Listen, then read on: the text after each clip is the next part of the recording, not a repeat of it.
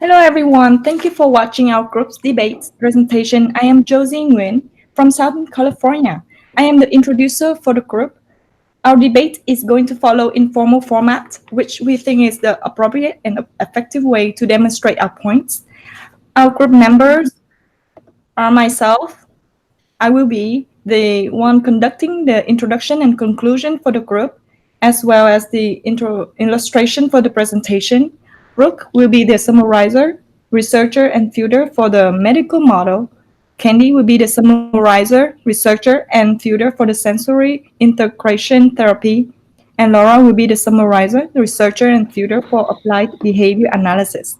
After the conclusion, we will have Q&A at the end of our debate today. Our topic of the debate is alternative model to address quality of care for children with autism spectrum disorder. Three popular theoretical perspectives that we are going to debate on regarding intervention for individuals with autism are the medical model, sensory integration therapy, and applied behavior analysis, ABA. As indicated in the name itself, the medical model mainly focuses on medical procedures where the licensed physicians prescribe medications in order to reduce the impact of autism. Sensory integration therapy assesses the sensory need of the individuals with autism and provide treatments based on their needs. Applied behavior analysis is the process of systematically applying intervention based upon the principles of learning theory to improve socially significant behavior. During our debate, we will examine many factors among the three models.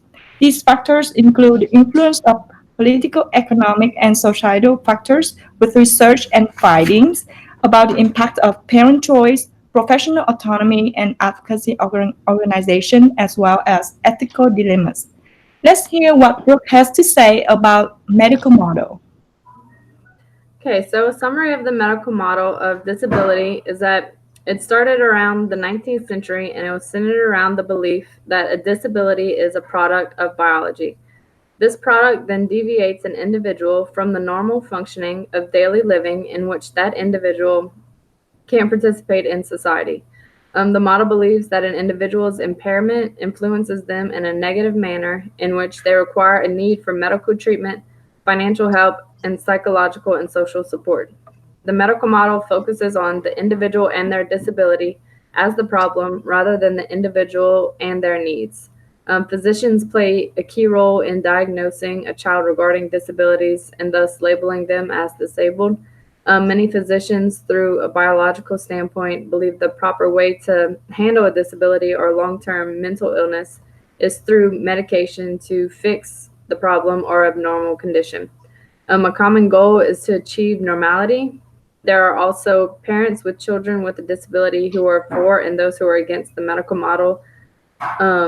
No matter one's positions towards the model, one thing is certain that the medical model reached people from different professions and backgrounds to start discussing the matter of disability and how treatment affects the individual, their families, and within our society.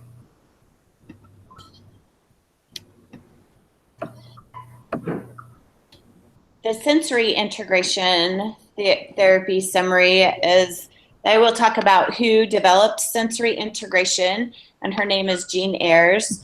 And I will also share information from current studies and journals that are peer-reviewed journal articles to show research for and research against.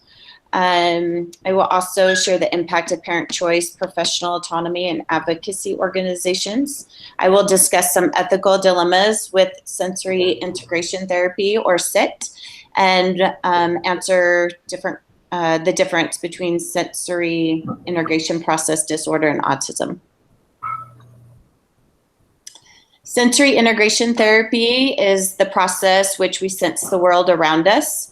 We use all our senses to perceive and organize and understand our surroundings. It's also where we perceive, organize, and modulate and interpret the sensory information. And sensory integration is the breakdown in sensory processing, and it can affect our behavior, communication, and activities of daily living.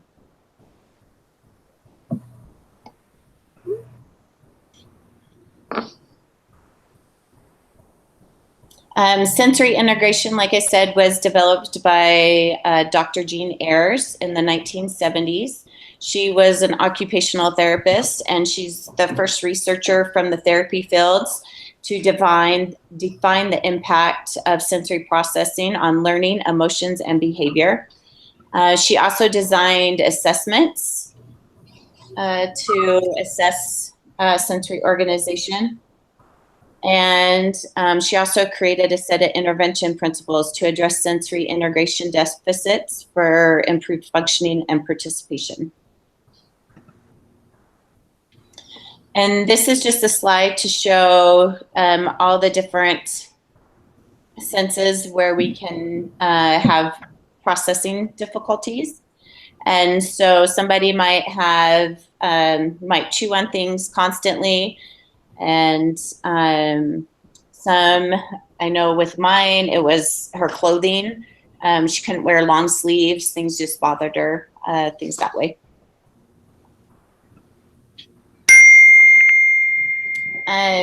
So our body takes in information from the environment through our senses. And we all know about our 5 senses: the touch, smell, vision, hearing, and taste. And then there are 3 others: vestibular, interoception, and proprioceptive receptors. And those are the other ways that we take in. And I'll describe those more.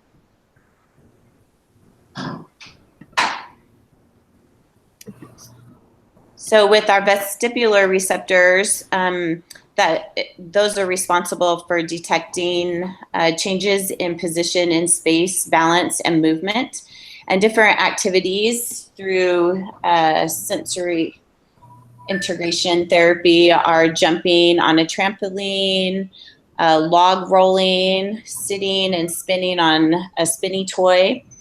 And then our proprioceptive receptors provide information about the body awareness, position, and posture. And these activities would be weighted blankets, climbing, pushing and pulling, playing with Play-Doh.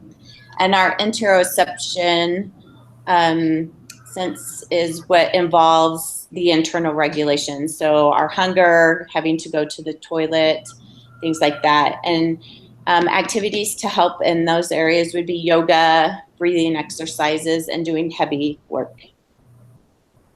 Awesome. Thank you, Candy.